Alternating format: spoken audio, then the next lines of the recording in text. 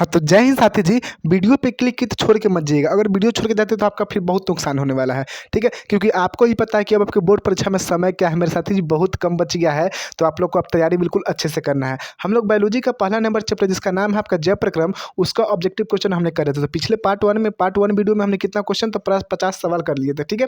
Part 2 में हम लोग 51 सवाल से आगे देखेंगे। तो चलिए स्टार्ट करते हैं। और सबसे प्रथम सवाल यानी 51 नंबर सवाल कहता है आपका कि इष्ट किस वर्ग का एक कोशिकीय जीव है? आपका ऑप्शन है कि शैवाल का, ऑप्शन बी कि कवक का, ऑप्शन सी कि जीवाणु का, ऑप्शन डी कि इनमें से कोई नहीं। तो मेरे भाई आप सबको पता होगा कि आपका जो है इष्ट एक कोशिकीय जीव है, किस वर्ग का है ये? तो ये आपका कवक वर्ग का है। जवाब आपका ऑप्शन नंबर बी हो जाएगा। सवाल अगला है आपका कि दही के जमने में निम्नलिखित में से कौन सी क्रिया होती है साथी जी?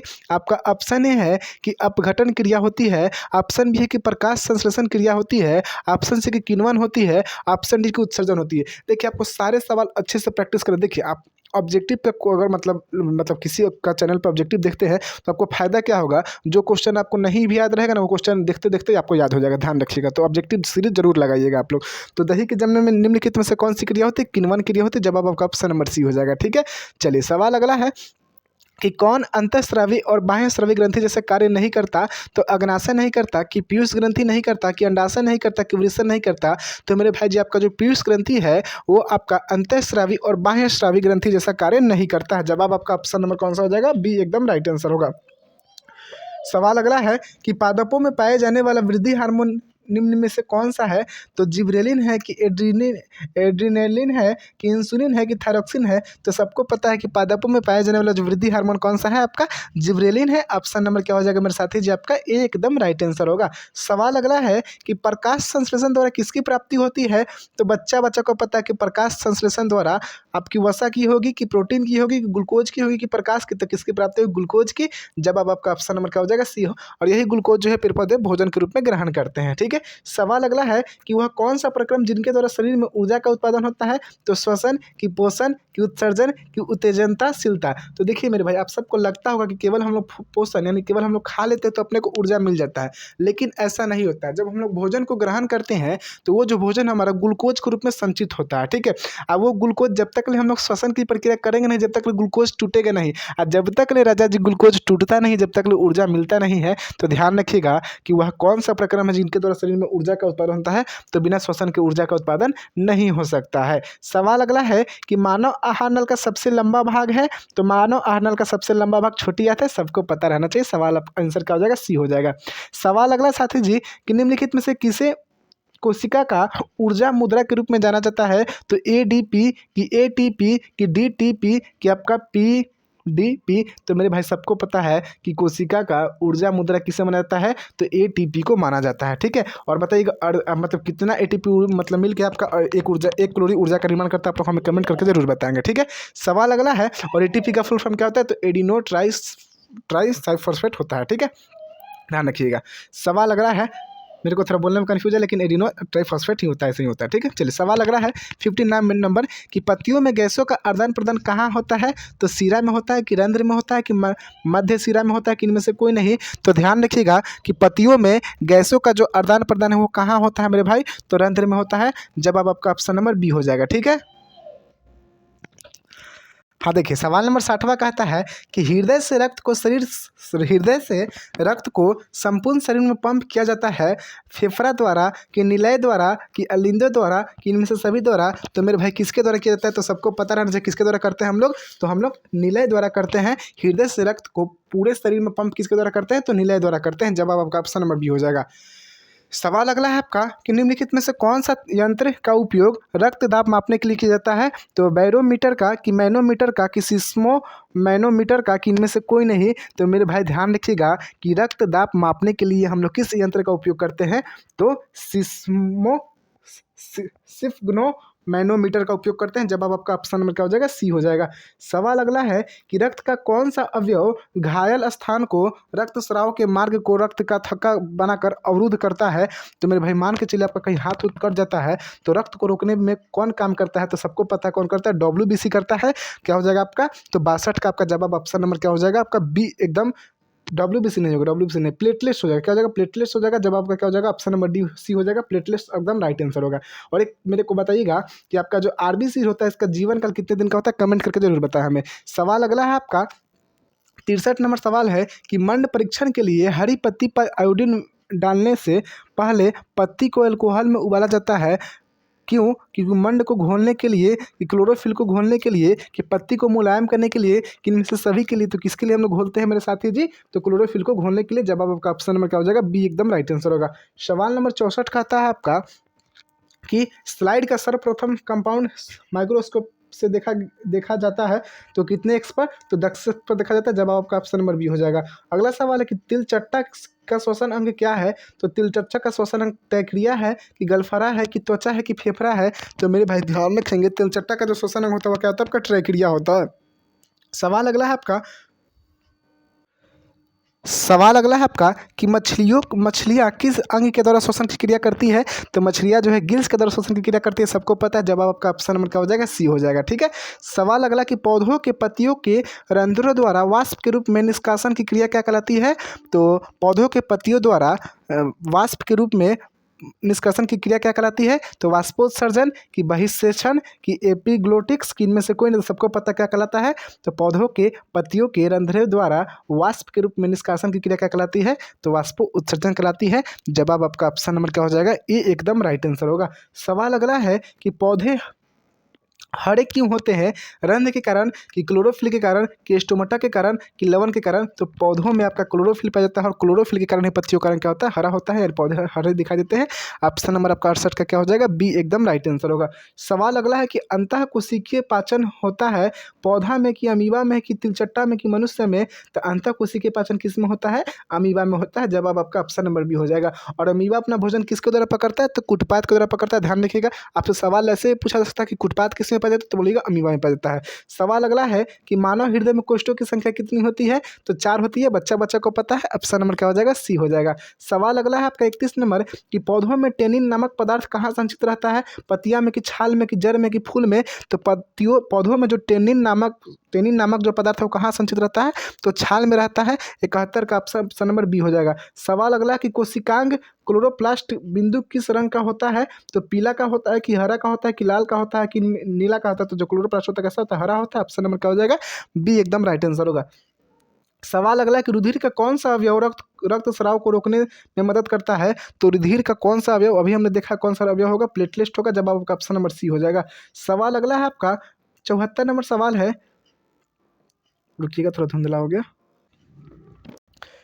वृक्क की संरचनात्मक एवं क्रियात्मक इकाई को कहते हैं? तो सबको पता है कि वृक्क के संरचनात्मक एवं क्रियात्मक इकाई को हम क्या कहते हैं? नेफ्रॉन कहते हैं। जवाब आपका क्या हो जाएगा? ऑप्शन नंबर क्या हो जाएगा मेरे साथी? 74 का सी एकदम राइट आंसर होगा। सवाल अगला है कि लार किस ग्रंथि से निकलता है? एड्रिनल ग्रंथि से, कि प्यूटरी ग्रंथि से, कि लाला ग्रंथि से, कि इनमें से कोई नहीं? तो लार जो होता है मेरे साथी जी आपका, वो किस ग्रंथि से निकलता है आपका? तो आपका जो लार है ये किस ग्रंथि से निकलता है? तो 75 का आपका क्या हो जाएगा? तो एड्रिनल हो जाएगा, प्यूटरी ग्रंथि हो जाएगा, कि लाला ग्रंथि? तो लाला हो जाएगा। ऑप्शन नंबर क्या हो जाएगा? सी एकदम राइट आंसर होगा 75 का। सवाल अगला है आपका, गौर कीजिएगा। सवाल अगला है आपका कि पाचन कार्य संपन्न होता है लाला द्वारा, कि एड्रिनल द्वारा, कि आपका प्यूटरी द्वारा, कि जठर द्वारा? तो जो आपका पाचन कार्य है ये संपन्न किसके द्वारा होता है आपका मेरे साथी जी? तो ये आपका जो है जठर द्वारा होता है। आपका डी ऑप्शन नंबर सवाल हो जाएगा, राइट आंसर होगा। अगला सवाल है कि एक वयस्क मनुष्य में कितने दांत होते हैं? तो एक वयस्क मनुष्य में 32 दांत होते हैं। बच्चा को पता है। सवाल अगला कि कोशिका का पावर हाउस किसे कहा जाता है? तो कोशिका का पावर हाउस माइटोकॉन्ड्रिया को कहा जाता है। माइटोकॉन्ड्रिया को क्यों कहा जाता है? क्योंकि यही जो है ऊर्जा का उत्पादन करता है, इसलिए कोशिका का पावर हाउस। 78 नंबर का क्या हो जाएगा? कोशिका का पावर हाउस माइटोकॉन्ड्रिया को कहा जाता है। सवाल अगला कि श्वसन का अंतिम उत्पाद क्या है? तो श्वसन का अंतिम उत्पाद आपका CO2 H2 और ऊर्जा है। ऑप्शन में क्या हो जाएगा? डी हो जाएगा। ऐसे सवाल मतलब अच्छे से एकदम प्रैक्टिस कर लेना है आपको। ठीक है, चलिए सवाल नंबर अगला है आपका कि लाल रक्त कणिकाएं को लाल कौन बनाता है? तो तांबा के यौगिक, कि लोहा के यौगिक, कि लवक के यौगिक, इनमें से सभी? तो लाल रक्त कण को लाल कौन बनाता है? तो इसमें लोहा के यौगिक पाया जाता है। जवाब आपका क्या हो जाएगा? 80 का ऑप्शन नंबर क्या हो जाएगा? बी एकदम राइट आंसर होगा। सवाल अगला कि मानव में वहन तंत्र के घटक है वृक्क है, कि त्वचा है, कि फेफड़ा है, कि आपका इनमें से कोई नहीं? तो वहन तंत्र का घटक कौन है मेरे साथी जी? तो 81 का आपका राइट आंसर होगा। इनमें से सभी जो है आपका वहन तंत्र का गठन है। जवाब आपका ऑप्शन नंबर डी हो जाएगा। सवाल अगला कि हरित लवक में लवक के किस भाग में प्रकाश संश्लेषण की क्रिया होती है? तो हरित लवक के किस भाग में प्रकाश संश्लेषण की क्रिया होती है? पूरे भाग में नहीं होता है मेरे भाई। तो कहाँ होगा? भूरे भाग में होगा कि हरे भाग में होगा कि पीले भाग में कि काले भाग में होगा? तो किस भाग में होता है आपका? तो ध्यान रखिए, आपका हरे भाग में होगा। जवाब आपका ऑप्शन नंबर बी हो जाएगा। सवाल अगला कि रक्त में उपस्थित प्लेटलेट के कारण होता है। तो क्या होता है? रक्त हमारा थक्का होता है कि आपका रक्त का बहाव होता है कि रक्त की कमी होती है कि रक्त का संचयन होता है? तो मेरे भाई क्या होता है? तो 83 का क्या राइट आंसर होगा? तो रक्त का थक्का होता है। जवाब आपका क्या हो जाएगा? ऑप्शन नंबर बी हो जाएगा। सवाल अगला कि ग्रहणी भाग है, ग्रहणी किसका भाग है? तो मुख्य गुहा का है कि अमाशय का है कि छोटी आंत का है कि बड़ी आंत का है? तो ध्यान रखिएगा कि आपका जो ग्रहणी है वो किसका भाग है? छोटी आंत का है। जवाब आपका ऑप्शन नंबर सी हो जाएगा। सवाल अगला है कि स्टोमाटा के खुलने और बंद होने की क्रिया को क्या कहते हैं? तो द्वार कोशिका स्टोमाटा के खुलने और बंद करने की क्रिया को नियंत्रित कौन करता है? द्वार कोशिका की सखी कोशिका की चलनी कोशिका की मूलरोम? तो कौन उसको मतलब नियंत्रित करता है मेरे भाई? तो ध्यान रखेंगे, द्वार कोशिका करता है। जवाब आपका ऑप्शन नंबर ए हो जाएगा। सवाल अगला कि कौन सा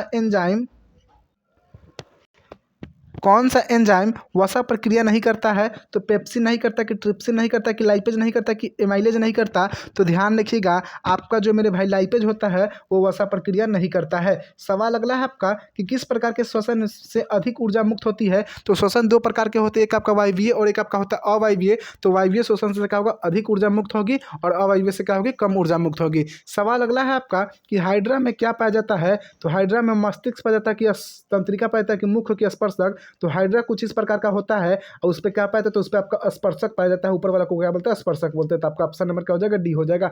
सवाल अगला है आपका कि फ्लोएम ऊतकों द्वारा कार्बोहाइड्रेट का परिवहन होता है ग्लूकोज के रूप में कि प्रेकोटोज के रूप में कि लैक्टोज के रूप में कि स्क्रूज के रूप में?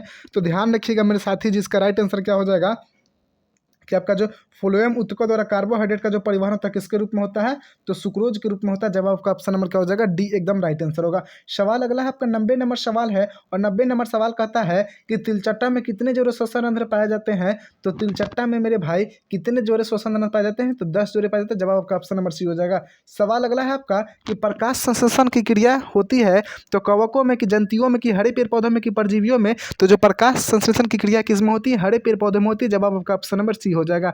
सवाल अगला है कि निम्न में सबसे तेज हृदय धड़कन किसका होता है? तो अमोनिया का कि निम्न में सबसे तेज हृदय धड़कन किसका होता है? अमोनिया का कि यूरिक अम्ल का कि यूरिया का कि इनमें से सभी का? ये सवाल 52 नंबर कुछ जम नहीं रहा है मेरे को। निम्न में से सबसे तेज हृदय धड़कन किसका होता है? अमोनिया का होगा कि यूरिक अम्ल का? ये सवाल मेरे को जम ही नहीं रखा। तो कैसे सवाल पूछा? गजब सवाल है। किसका तेज हृदय? ऑप्शन अमोनिया यूरिया दिया। चलिए सवाल अगला है कि निम्न में सबसे तेज हृदय धड़कन किसका है? तो आपका किसका है? ये सवाल को गलत हो गया, ठीक है, सवाल गलत है। 93 नंबर सवाल सही पूछा है कि निम्न में सबसे तेज हृदय धड़कन किसका होता है? तो हेल का होता है कि चूहा का होता है कि हाथी का होता है कि आदमी का होता है? तो सबसे तेज जो आपका हृदय धड़कन होता है मेरे साथी जी आपका, वो किसका होता है? चूहा का होता है, ऐसा बायोलॉजी कहती है। तो 52 का जवाब 53 का जवाब क्या हो जाएगा? ऑप्शन नंबर बी हो जाएगा। सवाल अगला कि पौधों में उत्सर्जी पदार्थ है तो पौधों में उत्सर्जी पदार्थ क्या है? गोंद है कि टेनिन है कि रेजिन है? तो सब हो जाएगा। ऑप्शन नंबर क्या हो जाएगा? डी हो जाएगा 94 का। सवाल अगला है 95 नंबर की अमीबा में अधिकांश पोषण कैसे होता है? तो शाकाहारी होता है कि अंतःग्रहण होता है कि सर्वहारी होता है कि स्वपोषी? तो अमीबा में अधिकांश जो पोषण होता है कैसा होता है? अंतःग्रहण होता है। जवाब का क्या हो जाएगा? 95 का ऑप्शन नंबर बी हो जाएगा। सवाल अगला कि रक्त क्या है? उत्तक है कि कोशिका की पदार्थ है कि इनमें से कोई नहीं? तो रक्त आपका क्या है? एक प्रकार का उत्तक है। जवाब का ऑप्शन नंबर ए हो जाएगा। सवाल अगला है 97 नंबर की डायलिसिस मशीन द्वारा रक्त का शुद्धिकरण की प्रक्रिया कहलाती है। तो डायलिसिस मशीन द्वारा रक्त की शुद्धिकरण की जो प्रक्रिया वो क्या कहलाती है? तो हीमोडायलिसिस कहलाएगा। आपका जवाब क्या हो जाएगा? ऑप्शन नंबर डी एकदम राइट आंसर होगा। सवाल अगला है सवाल अगला है कि चालनी नलिकाएं पाई जाती है जंतुओं में कि जाइलम में कि फ्लोएम में कि एक कोशिकीय जीवों में? तो मेरे भाई ध्यान रखिएगा, आपकी जो चालनी नलिकाएं होती हैं वो किस में पाई जाती हैं आपकी? तो चालनी नलिकाएं होती है आपकी किस में? फ्लोएम में पाई जाती है। जवाब आपका ऑप्शन नंबर क्या हो जाएगा? सी हो जाएगा। सवाल अगला है कि आरबीसी की जीवन अवधि कितनी होती है? तो बच्चा को पता है कि आरबीसी की जीवन अवधि जो होती है 120 दिन का होता है और आरबीसी का फुल फॉर्म क्या होता है? तो रेड ब्लड सेल होता है। सवाल अगला कि पौधों में भोजन किस रूप में जमा होता है? तो पौधों में जो भोजन भोजन है वो आपका ग्लूकोज के रूप में कि प्रोटीन के रूप में, स्टार्च के रूप में कि फैटी एसिड के रूप में। तो पौधों में जो भोजन है वो किस रूप में, तो स्टार्च के रूप में जमा होता है। 10 100 का क्या हो जाएगा आपका ऑप्शन नंबर क्या हो जाएगा, सी एकदम राइट आंसर होगा। ठीक है जी। चलिए, तो हमने 51 से कितने सवाल देखे, तो 51 से 100 सवाल, 51 नंबर से 100 सवाल नंबर तक देखे, यानी हमने कितने कुल 50 सवाल देखे। तो आपने 50 सवाल में से कितना सवाल सही किया, कितना किया, ईमानदारी से आपको कमेंट करके बताना है साथी जी। और मिलते हैं हम लोग नेक्स्ट वीडियो में, पार्ट 3 वीडियो में। तब तक के लिए जय हिंद जय भारत। और भी सब्जेक्ट का ऑब्जेक्टिव करवाया जा रहा है तो उसको भी आप लोग करते रहें।